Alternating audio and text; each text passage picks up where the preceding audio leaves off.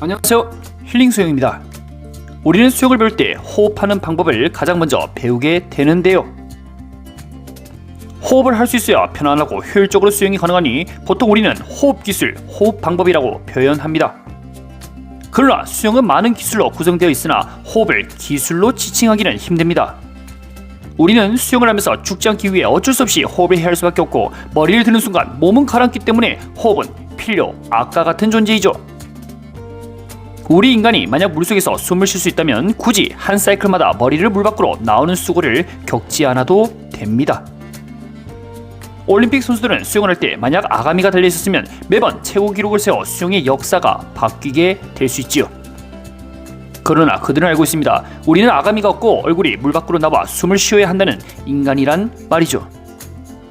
결국 자유형은 머리 나오는 횟수가 적으면 자세가 더욱 안정적입니다. 무거운 머리가 나올 때 속도 저하, 다리 가라앉음을 경험하게 됩니다. 오늘은 자유형을 할 때 과연 호흡은 필요한가에 대해서 알아보겠습니다. 첫째, 숨 차는 것에 대한 두려움. 수영을 처음 배우는 사람들은 얼굴을 물속에 지속적으로 담그는 것에 대한 두려움을 느끼는데요. 그래서 다리가 가라앉거나 팔의 스트로크가 아쉽게 느껴져도 1순위로 편안한 호흡을 가져가야 한다는 말입니다. 물이라는 장애물이 코와 입에 들어오기 시작하며 답답함이 느껴집니다. 결국 빨리 호흡을 해야 한다는 압박감에 팔다리 동작도 당해지기 시작하죠. 처음 시작하면 팔 돌리기, 발차기는 누구든 익숙하지 않습니다. 거기에 중간마다 호흡까지 해야 한다면 신체 움직임은 너무나도 복잡해지겠죠. 수영 고수들에게 무호흡 자영은 편안한 동작입니다. 오래 갈 것도 아니고 적당히 25m만 가보자 한다면 너무나도 쉽지요. 초반 돌핀킥으로 중간 정도 거리 이동했다가 슬 올라와서 팔 몇 번 쳤다 하면 어느새 무호흡으로 도착하게 됩니다. 호흡이 익숙하지 않는 분들도 차라리 머리를 숙이고 팔과 다리에만 집중을 해보는 것입니다. 물론 본인 한계까지 버티라고 하면 누구든 두려움과 공포를 느끼게 됩니다. 내가 갈 수 있는 거리 또는 팔이 돌아가는 횟수 이후 스스로 멈추면 됩니다. 호흡을 하지 않으면 팔동작과 다리에 집중하게 되고요. 거기에다 내 몸이 똑바로 직선으로 가는지 생각할 수 있는 여유를 가지게 됩니다. 무조건 숨을 쉬어야 돼 라는 고정관념이 머리에 나올 때마다 물을 한 컵씩 먹게 만들어 오히려 자세가 무너질 수 있게 됩니다. 둘째, 그러면 호흡을 참을까요? 자유형을 할 때 숨을 참고 하는 부분은 전략적 요소입니다. 내가 현 상황에서 무호흡 자유형이 왜 필요한지 따져 들어가야 하는데요. 수영쌤이 자꾸 다리가 가라앉는다고 하는데 내 딴에는 열심히 한 것 같은데 무엇이 문제일까요? 라는 질문을 받았습니다. 선수의 호흡 위치를 보면요, 얼굴이 반만 수면으로 나와 있습니다. 이렇게 우리가 만들고 싶어도 잘 안되는 게 기술적 차이죠. 대부분 수영 회원분들은 숨을 쉬기 위해 불필요하게 얼굴을 많이 나오게 하는 경우가 많습니다. 얼굴이 물 밖으로 많이 나온다는 것은 곧 무거운 머리를 높게 들었기 때문에 다리가 가라앉는다는 말과 똑같이 느껴지죠. 그래서 짧은 거리를 무호흡 자영으로 폭발적으로 가보는 겁니다. 무거운 머리를 숙이니 자연스럽게 몸은 뜨게 되고요.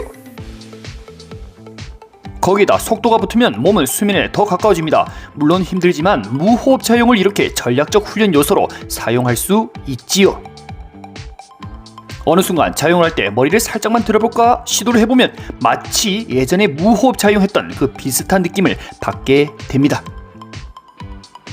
호흡을 하러 머리가 나왔는데 내 몸이 또 있네? 이게 곧 머리를 살짝만 들었기 때문에 나온 효과라 볼 수 있지요. 몇몇 분들은 황선우 선수는 머리가 엄청 물 밖으로 나오는데 기록은 좋고 그건 어떻게 설명하렵니까? 라고 물어볼 수 있습니다. 로핑 영법을 구사하는 황선우 선수는 발차기 능력이 아주 탁월하며 좌우 불균형의 힘을 충분히 활용했기 때문에 오히려 속도를 효율적으로 낼 수 있습니다. 전문 선수가 아닌 대부분 일반인들은 그렇게 흉내를 낼 경우 오히려 위아래 움직임만 더 커져 저항을 받아 속도가 느려질 수 있습니다. 무호흡 자영은 전략적 요소, 즉 훈련 요소로 사용하여 내가 원하는 자영의 자세를 만들 수 있다는 것에 아주 탁월한 효과를 발휘하게 됩니다. 셋째, 짧은 거리는 숨 쉴 이유가 없다. 수영 단거리 시합을 나갈 때 누군가에게는 50m가 길게 느껴질 수 있는 반면 또 25m는 굉장히 짧게 느껴질 수가 있습니다. 50m를 전력 질주할 때, 숨을 참고 갈 때와 쉬고 갈 때 비교를 해보면 됩니다. 30m 지점에서 1회, 40m 지점에서 두 번째 호흡을 하고 끝내는 경우가 있고요. 50m를 이동할 때 노프 레이싱, 즉 무호흡으로 끝내는 경우가 있습니다. 기록을 비교해보면 자신의 편량에 따라 선택할 수 있지요. 그러나 우리 동네에 있는 25m 거리 수영장에서는 숨쉬는 게 손해입니다. 수영 고수들에게 13에서 15초면 끝낼 수 있기에 무산소 시스템의 게임을 진행해야 되겠죠. 결론적으로 수영을 할 때 거리가 길수록 호흡을 어떻게 하느냐가 관건입니다. 그러나 짧은 거리는 그냥 머리 받고 최대한 빠르게 당기는 게 가장 효율적이죠. 넷째, 기절에 대한 공포. 물속에서 호흡을 참는 연습은 너무나도 좋습니다. 지금처럼 벽 앞에서 턴 이후 물속에서 빠져나가려면 무호흡은 필수이죠. 그러나 호흡이 부족하여 어쩔 수 없이 물 위로 떠오르는 경우가 많습니다. 만약 숨을 조금 더 참고 빠르게 이동할 수 있었다면 기록은 더 단축되겠죠.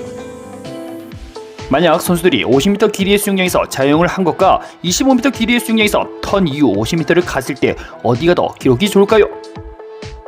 25m 수영장에서 한 게 더 기록이 좋습니다. 왜냐하면 벽 터치 후 물속에서 이동하는 게 물 위보다 빠르기 때문이죠. 만약 벽 앞에서 허둥지둥하거나 턴이 깔끔하지 못하여 한 발로 벽을 밀거나 하면 그냥 망하는 것이죠. 그리고 턴 이후 물속에서 숨 조금 참았다고 머리 어지럽거나 뒷골이 땡긴다면 살짝 위험군에 도달한 것입니다. 숨을 참고 몸을 움직이는 것이 누구에게나 좋다고 할 수 없습니다. 평소 고혈압, 뇌졸중, 머리를 망치를 맞을 듯한 띵엄 등 지병이 있거나 몸에서 나타나는 통증이 있다면 스스로 자제하는 것도 나쁘지 않습니다. 건강한 신체는 오히려 적절한 숨참기가 이산화탄소의 내성을 길러주지만 통증이 있는 분들은 피하는 게 낫겠죠. 오늘 수용쌤이 무호흡 자유형 또는 자명을 하다가 할 때 하는 척만 해도 됩니다. 적당히 호흡하는 척 하다가 얼른 올라오면 되지요. 본인 몸은 스스로 지킬 수가 있어야 합니다. 다섯 번째, 기회가 된다면 무호흡 하라. 자유형할 때 머리를 낮게 들어 호흡을 하는 게 왜 효율적인지 무호흡 자유형을 도전해보면 바로 느낄 수가 있습니다. 우리는 항상 생각만으로만 계획을 잘 세우는데요. 유튜브 영상을 통해 저거를 따라해볼까? 오늘은 스노클 끼고 연습 오케이? 그러나 막상 하려고 하면 실천하지 않습니다. 그 이유는 머릿속으로 생각만 하기 때문이죠. 회사 상사한테 욕먹고 나면 이번 달만 날이고 내 드러버스 그만둔다. 다음 달부터는 새벽에 꾸준히 수영장 출첵해야지. 하지만 현실은 이 회사 아니면 내가 어디서 돈을 벌겠노 하고 안주하지요. 다음 때부터 새벽에 잘 일어나려고 하지만 갑자기 날씨가 추워져서 침대에서 1분만 하다가 어느새 1시간이 지나 수영장을 못 가는 사례가 발생합니다. 이 모든 게 간절함이 부족하기 때문이죠. 머리를 오랫동안 물속에 집어넣고 있으면 나 기절하는 거 아니야? 숨 차는 게 얼마나 힘든데 나 그냥 숨 쉴래. 그런데 자세 교정은 잘 되고 싶은데. 우선 실행하고 부족한 부분에 대해서 고민을 해보는 겁니다. 매일 생각만 하고 그럴듯한 계획만 세우는 것은 아무런 도움이 안 되지요. 나에게 있어 수영 실력을 왜 늘려야 되는지 그 절실함이 없다면 영영 생각만 하다가 인생 다 보내는 것이죠. 허망한 나의 인생이여. 여러분들은 호흡을 참고 수영하는 것에 대해 어떻게 생각하시나요? 오늘도 영상 시청해주셔서 감사합니다.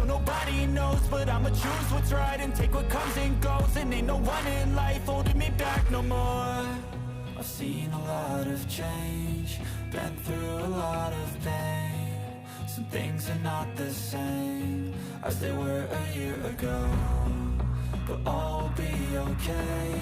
I move on each and every day. The past is where it stays, way back a year ago.